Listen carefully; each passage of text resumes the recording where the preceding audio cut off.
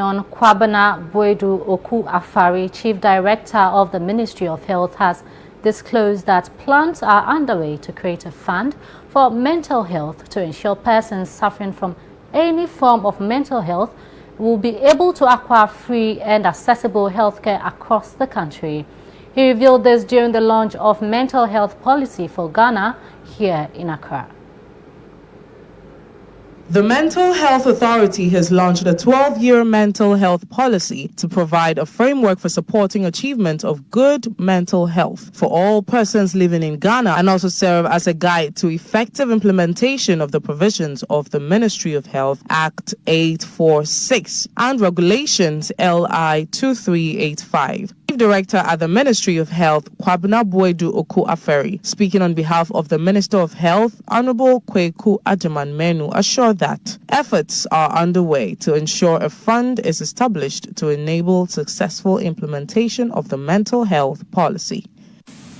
We will acknowledge that of late, funding to the Mental Health Authority has been ring-fenced in such a way that no matter how small budgetary allocations are, they have their share at least ring-fenced and allocated to them. It is still not the best, though, but the statutory provision that mental health conditions shall not be paid for by those in need of them is still maintained.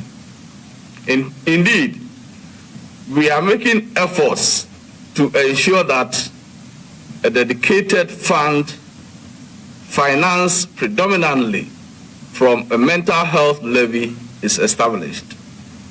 This, we believe, will enable a successful implementation of this policy.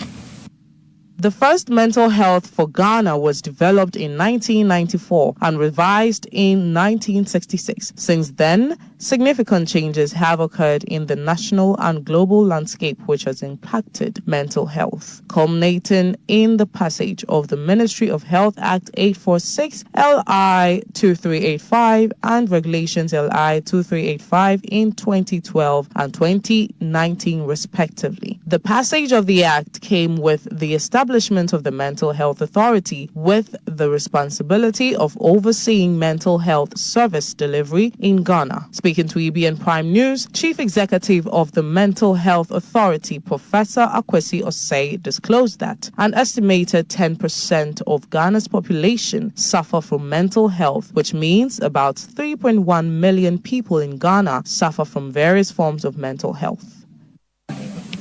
We have a rough estimate of 10% of the population.